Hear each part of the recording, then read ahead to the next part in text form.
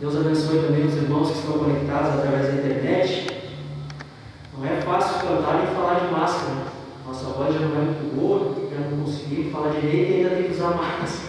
Não é fácil, mas vamos lá. Vamos retomar nossa leitura da mensagem aérea de Éfeso. Já estamos quase encerrando essa mensagem. E na última oportunidade, lemos das páginas 86 a 87. Vamos fazer um pequeno resumo disso que lemos. O irmão Branco continuava falando sobre a semente da serpente, sobre Eva ser enganada, ser seduzida pela serpente. E ali surge uma dúvida. Ali alguém pode fazer uma pergunta para o irmão Branco. Se Eva foi a culpada pela queda, por que Deus colocou a culpa em Adão?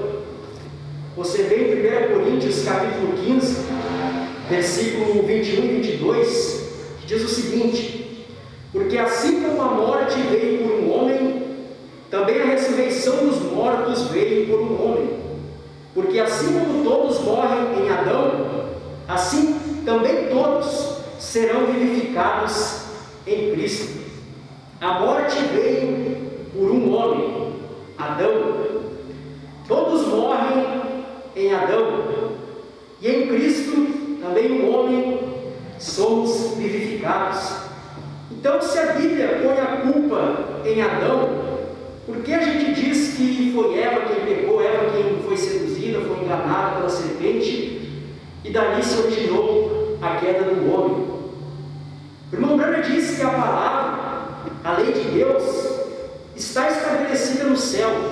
Antes que houvesse qualquer coisa, um átomo, uma estrela, um anjo, a palavra de Deus estava em sua mente estabelecida no céu. E a palavra diz que se uma mulher deixa seu marido e vai com outro homem, ela é uma adúltera e o homem não deve tomá-la de volta. Esta palavra estava estabelecida no céu, esta lei, tanto quando Moisés deu este mandamento ao povo. Uma mulher não podia sair e adulterar e o homem tomá-la de volta. Mas Adão tomou ela de volta. Adão, por amor de Eva, colocou toda a raça humana em queda, pois ele não queria deixar Eva. Então ele aceitou de volta e teve que sair do jardim com ela. Então veio a queda através do homem. Por isso que a Bíblia coloca a culpa no homem. Em 1 Timóteo capítulo 2, versículos 12 ao 14, diz que Adão não foi enganado, Eva foi enganada. Então você tem que juntar esses dois versículos, senão você não chega à total verdade. E continuando falando sobre Caim ser filho ou não de Adão, o irmão Branham diz que Enoque é o sétimo depois de Adão. A Bíblia diz isso em Judas, versículo 14, Judas só tem um capítulo, e no versículo 14 diz que Enoque é o sétimo depois de Adão.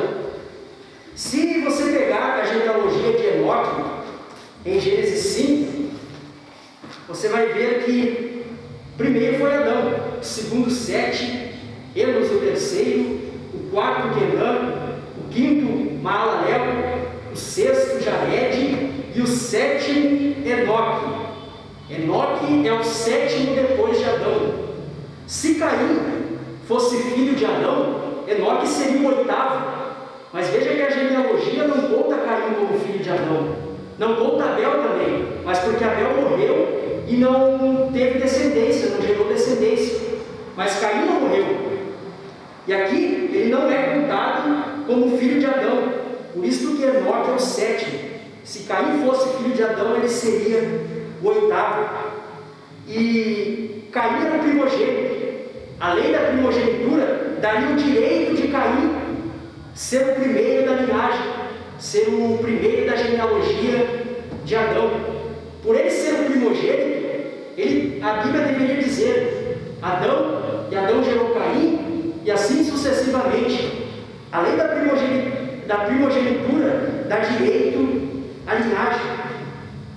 Em Gênesis capítulo 5, versículo 3, diz que Adão viveu 130 anos e gerou um filho à sua semelhança, conforme a sua imagem, e chamou seu nome Sete. Veja, a Bíblia diz que Adão viveu 130 anos e então gerou um filho à sua semelhança, conforme a sua imagem. A Bíblia em lugar nenhum diz que Caim era a imagem e a forma e semelhança de Adão. Não diz. Diz apenas que Sete era. Adão viveu 130 anos e gerou um filho à sua semelhança, conforme a sua imagem, e chamou o seu nome Sete. A Bíblia diz que toda semente deveria produzir conforme a sua semelhança. Aqui não diz que Caim foi semelhante a Adão. Ele deveria ser semelhante na forma e semelhança de Adão, porque a lei da semeadura, a lei da semente, diz que ela deve produzir conforme a sua semelhança. Então, Caim não era a semelhança de Adão. Por isso que a Bíblia diz que ele não era. Diz que o primeiro a semelhança foi Sete. E as linhagens de Caim e Sete estão separadas na Bíblia. Você vê ali em Gênesis que a linhagem de Caim e a de Sete não estão juntas, estão separadas. E se você ler ali, você vai ver que a linhagem de Caim era uma linhagem ímpia. É dali que surgiu as primeiras ferramentas de guerra. Ali houve muitos registros de assassinatos. Então a linhagem de Caim está dividida. E aquela linhagem era ímpia e não era espiritual. Diferente da linhagem de Sete, que ali você vê que, não me lembro quem invocou o nome do Senhor, era uma linhagem espiritual. Daquela linhagem veio Enoque, veio Noé. Então, são duas linhagens diferentes. Eu queria ler em Gênesis capítulo 6, para os irmãos entenderem algo. Gênesis capítulo 6. Hora ou outra aparece alguém na internet falando sobre os filhos de Deus e os filhos dos homens. Os filhos de Deus e as filhas dos homens. Como se os filhos de Deus fossem anjos e as filhas dos homens fossem as humanas. Mas vamos ler em Gênesis 6 aqui. E aconteceu que, como os homens começaram a multiplicar-se sobre a face da terra, eles nasceram filhas. Viram os filhos de Deus que as filhas dos homens eram formosas, e tomaram para si mulheres de todas as que escolheram. Veja que os filhos de Deus tomaram mulheres das filhas dos homens.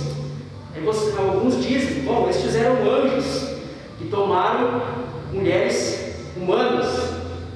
Mas Jesus diz em Mateus 22, 23 ao 30, também em Marcos capítulo 12, versículos 18 ao 25, que os anjos não casam.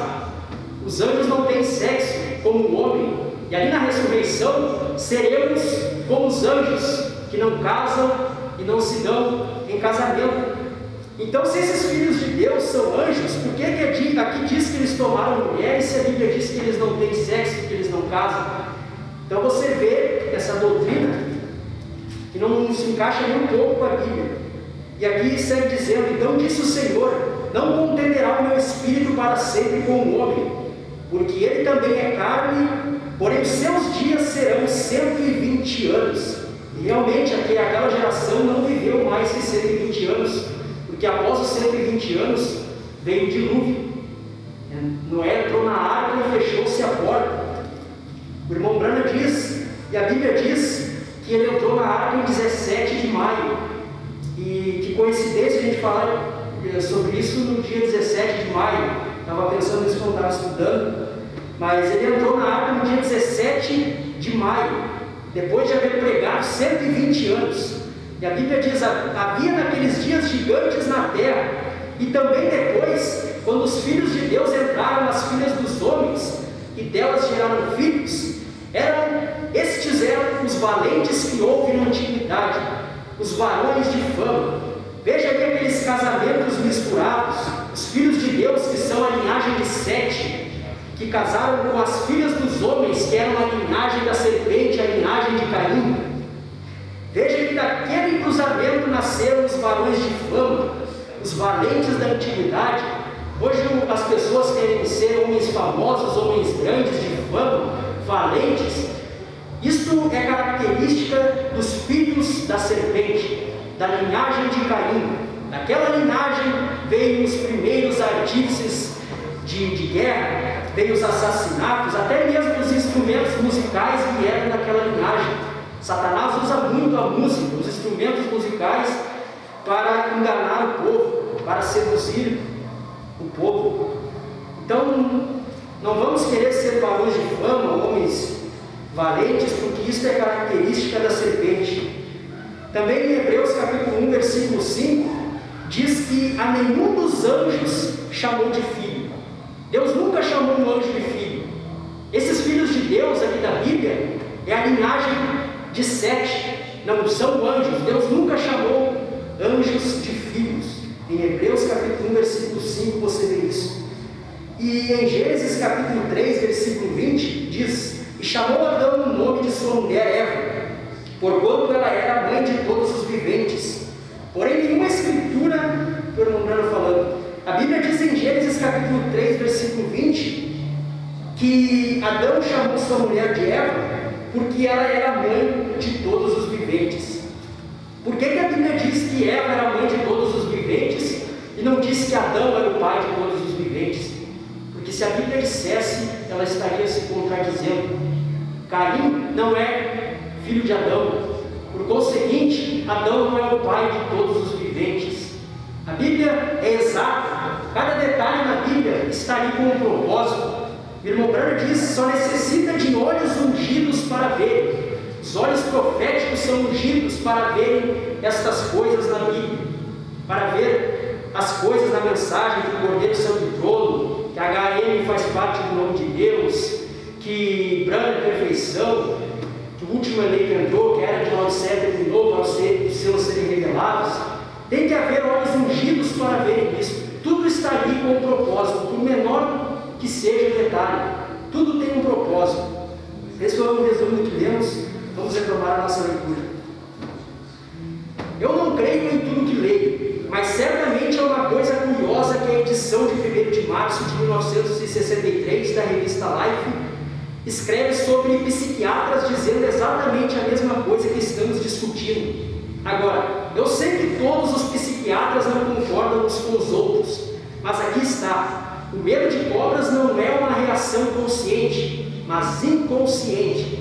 Se fosse um medo natural, as pessoas ficariam tão alegremente fascinadas como diante das jaulas do gorila e do leão. Suas mentes inconscientes mantêm-nas olhando fixamente para as cobras. Essa atração pelas cobras é inconscientemente sexual.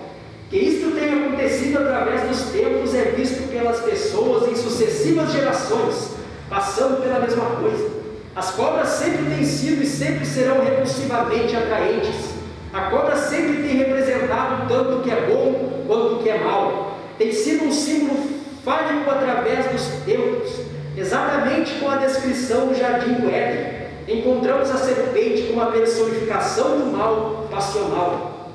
É quase universal entre as várias tribos incultas que a cobra esteja associada com o sexo e muitas vezes adorada em conjunção com ele. O estudo da sexologia revela isso em muitos casos. Agora, eu gostaria de saber de onde estas pessoas obtiveram isso, visto que elas são incultas e nunca leram a Bíblia. Porém, assim como a história do dilúvio é conhecida em todo mundo, assim é esta verdade da queda do homem também conhecida. Eles sabiam o que aconteceu lá no Éden. Agora, a esta altura alguém vai me fazer esta pergunta: Deus disse a Eva para tomar cuidado com a serpente, ou que a serpente a seduziria? Agora ouça, Deus não tinha que dizer nada acerca do que aconteceria.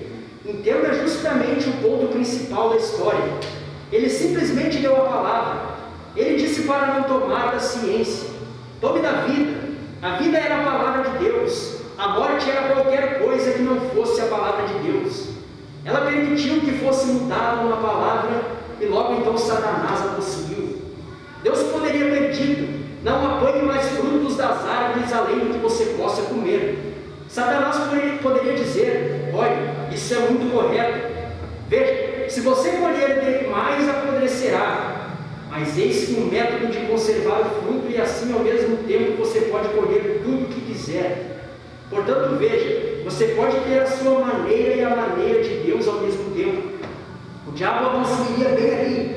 Aquele que é culpado e não só ponto da lei, quebrantou toda a lei. Não brinque com essa palavra. Isso é exatamente o que aconteceu na era de Éfeso, antes que acabasse por volta de 170 depois de Cristo. E o que aquela árvore produziu? A árvore da ciência produziu morte. Caim matou seu irmão Abel. O ímpio matou o justo. Isto estabeleceu um padrão. Esse padrão se manterá até a restauração de tudo, como foi anunciado pelos profetas. A árvore da ciência produziu homens hábeis, homens de fama, mas os seus caminhos são os caminhos da morte. O povo de Deus é simples, porém de mentalidade espiritual, inclinando-se para Deus e a natureza, cultivando tranquilamente o solo, interessando-se pela verdade em vez da riqueza. A semente da serpente tem trazido tremendo comércio, invenções maravilhosas, porém com tudo isto vem a morte. Sua pólvora e bombas atômicas matam na guerra, que em tempo de paz suas invenções mecânicas, tal como o carro, matam até mais em um tempo de paz do que as invenções de guerra destroem em tempos de desordem. A morte e a destruição são os frutos dos seus labores. Porém eles são religiosos, eles creem em Deus, eles são como seu pai, o diabo, e seu ancestral Caim. Ambos criam em Deus, eles vão à igreja, eles misturam-se com o justo, assim como o joio mistura-se com o trigo. Em assim fazendo, eles corrompem e produzem uma religião incolaída. Eles espalham seu veneno, fazendo todo o esforço para destruir a semente de Deus, assim como Caim matou Abel. Não há nenhum temor de Deus diante de seus olhos, mas Deus não perde nenhum dos seus. Ele guarda até na morte, e prometeu que no último dia Ele os ressuscitaria. Encerramos na página 88. Os irmãos podem colocar-se de pé. Vamos receber o nosso pastor.